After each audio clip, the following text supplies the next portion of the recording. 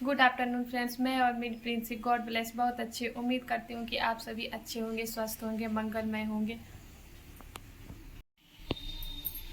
Afternoon का समय हो रहा है और मैं जा रही हूँ किचन में लंच की तैयारी करने के लिए। आज मैं बिहार की स्पेशल चावल दाल और चोखा बनाऊंगी।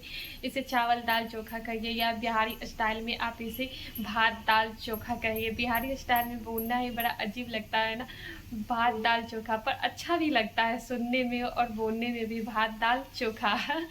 भात दाल चोखा यानी कि चावल दाल चोखा बनाऊंगी और आपके साथ शेयर भी करूंगी। और अभी मैं खा रही हूँ अपनी मम्मी के हाथ के बने हुए अनरसे, जो मेरी मम्मी ने तीज में बनाया था ना, वही अनरसे मैं अभी खाने के लिए जा रही हूँ। आपने भी बनाया या नहीं बनाया, आपने कमेंट में मुझे बताइएगा ज़रूर। आप कमेंट में मुझे ज़रूर बताइएगा कि आपने बनाया है या नहीं बनाया है अनरसा और ठेकुआ। इन दोनों की रेसिपी मैंने तीज की ब्लॉग में शेयर किया था। और देखिए मेरी जो मम्मी ने बनाया था ना अनरसा, वो बड़ा ही टेस्टी लगा है खाने में, और है ना सॉफ्ट भी बना था। मैं इसे ना आपको तोड़ कर दिखाती हूँ। देखिए देखिए, ऐसे मैंने तोड़ा ना कि सारे वो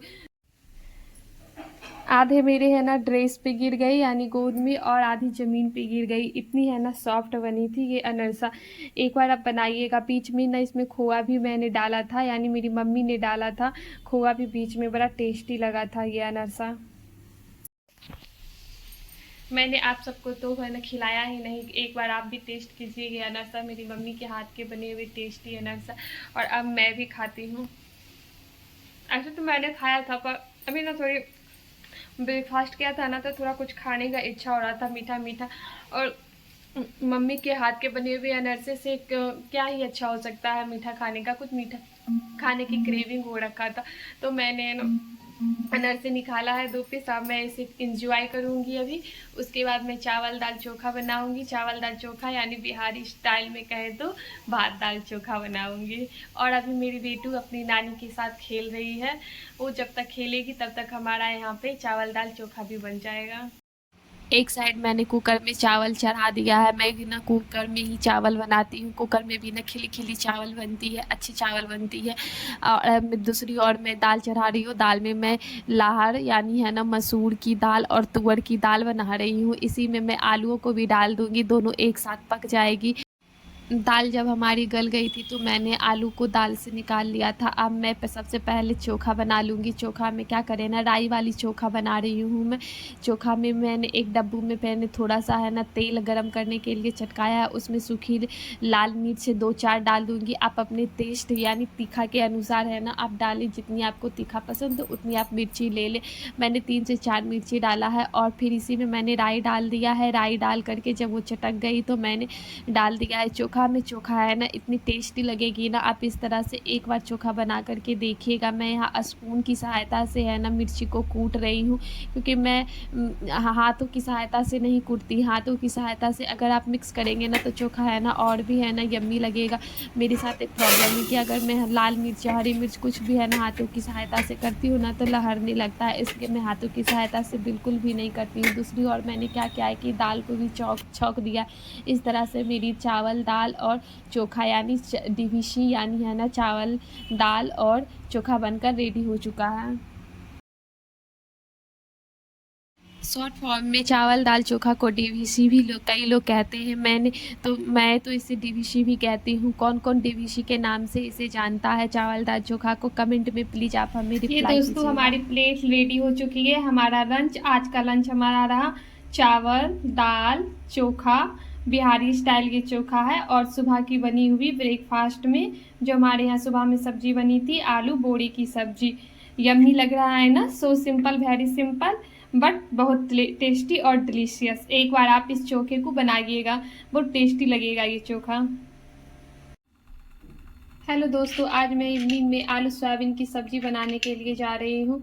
सोयाबीन के लिए मैंने पानी बॉयल कर रखा है और अब मैं इसमें सोयाबीन डाल करके 2 मिनट के लिए इसे थोड़ा सा बॉयल करूँगी। इधर मैंने प्याज मिर्च काट कर रखा है और मैं इसे अब ग्राइंडर में डालूँगी और इसे है ना महीन पीस लूँगी, पेस्ट बना लूँगी एक तरह से। और इधर मैंने है ना आलू बॉयल करके रखा है, इसे मैं छील करके छोटे छोटे पीसेस में कट कर लूँगी। पहले मैं इसे फ्राई करूँगी, उसके बाद फिर मैं आपको आगे का प्रोसेस आपको दिखाऊँगी कि मैं क्या करती हूँ। सोयाबीन को मैं अच्छे से हाथों की सहायता से निचोड़ करके निकाल रही हूँ। जब मैं इसे निकाल लूँगी ना अच्छे से हाथों की सहायता से निचोड़ करके सारी पानियाँ निकल जाएगी ना, तो मैं कढ़ाई में इसे अच्छे से फ्राई करूँगी, क्रिस्पी होने तक मैं इसे फ्राई करूँगी। जब जितनी अच्छे से क्रिस्पी होगी ना हमारी सोयाबीन, उतनी ही अच्छी लगेगी और अच्छी बनेगी और टेस्टी भी खाने में बनेगी। दूसरी मैं और आलूओं को मैं छील रही हूँ। आलूओं को मैं छीलने के बाद फिर मैं आलूओं को भी फ्राई करूँगी। अगर आपको हमारा ब्लॉग अच्छा लगता हो दोस्तों, तो प्लीज़ हमारे ब्लॉग को एक लाइक, शेयर एंड सब्सक्राइब करना ना भूलें। आपका एक सब्सक्राइब और एक लाइक हमारे मोटिवेशन को बढ़ाता है। इस तरह से आपसे बातें करते करते हमारी देखिए इधर सोयाबीन भी अच्छी क्रिस्पी है ना, लाल हो चुकी है। मैं अब तेल डालूँगी, फिर मैं आलूओं को फ्राई करूँगी। दोस्तों हमारे जब मैंने सब्ज़ी बना रही थी ना, तो सब्ज़ी बनाते बनाते एक हो गई गड़बड़ ये हो गई दोस्तों कि जब मैंने प्याज को भुना ना, तो मुझे सबसे पहले लहसुन डाल करके उसकी कच्चापन होने तक ना अच्छे से उसे फ्राई करना चाहिए था, भुनना चाहिए था। पर मैंने हड़बड़ी में क्या किया ना कि जल्दीबाजी में मैंने टमाटर और लहसुन दोनों एक साथ डाल दिया। ऐसे तो सब्ज़ी अच्छी बनी थी, पर अगर है ना लहसुन को अलग से भूंजते और उसके कच्चापन दूर करते ना, उसके बाद टमाटर डाल करके उसे गलाते ना, तो गलाती तो बहुत अच्छी सब्ज़ी मेरी बनती। पर फिर भी ठीक ही बनी थी। गड़बड़ इस कारण से हुई कि मेरी बेटू ना बस थोड़ी जल्दी से ना क्रैंकी हो गई थी, रोने लगी थी। जब बच्चे रोते हैं ना, तो माँ का दिल है ना कुछ चीज़ किसी चीज़ में लगता ही नहीं है। इसी चक्कर में मैंने जल्दबाजी में क्या किया कि दोनों एक साथ डाल करके फटाफट बनाने के चक्कर में मैंने ये गड़बड़ कर डाला। पर कोई बात नहीं, बच्चे अगर है ना क्रैंकी हो रहे हैं, तो माँ को है ना हर गड़बड़ भी सही लगता है। इस तरह से मैं सारे बेसिक मसाले इसमें डाल दूँगी, जैसे हल्दी, जीरा मरीच का पाउडर, लाल मिर्च का पाउडर। कई लोग लाल मिर्च का पाउडर यूज़ नहीं करते हैं। अगर आप यूज़ ना करते हैं तो आप इसे स्किप भी कर सकते हैं और थोड़ी-सी हरी मिर्च की क्वांटिटी बढ़ा दीजिएगा, जिससे आपका है ना सब्ज़ी में टेस्ट आ जाएगा, यानी कि है ना तीखापन आ जाएगा। जब हमारे मसाले भून गए, तो मैंने इसमें आलू और सोयाबीन को डाल करके पानी डाल दिया, और जब थोड़ी सी है ना खदक गई, यानी कि बिहारी स्टाइल में बोले तो खदक गई, या फिर बोले इसे उबल गई, उबल जाने के बाद मैंने इसमें थोड़ी सी गरम मसाला मैं पीस करके रखती हूँ। गरम मसाला का मैं पाउडर बना करके रखती हूँ। जब भी मैं यूज करना होता है मुझे गरम मसाला ना, तो मैं इसी पाउडर का यूज करती हूँ। मैं इसमें थोड़ी सी आधा चम्मच के करीब मैंने गरम मसाला का पाउडर डाल दिया। इस तरह से हमारी सब्ज़ी तैयार हो गई। आपको किस टाइप का ब्लॉग देखना पसंद है दोस्तों, आप हमें कमेंट में बताइएगा। मैं कोशिश करूँगी कि उस टाइप का मैं ब्लॉग बना सकूँ और आपको एंटरटेन कर सकूँ।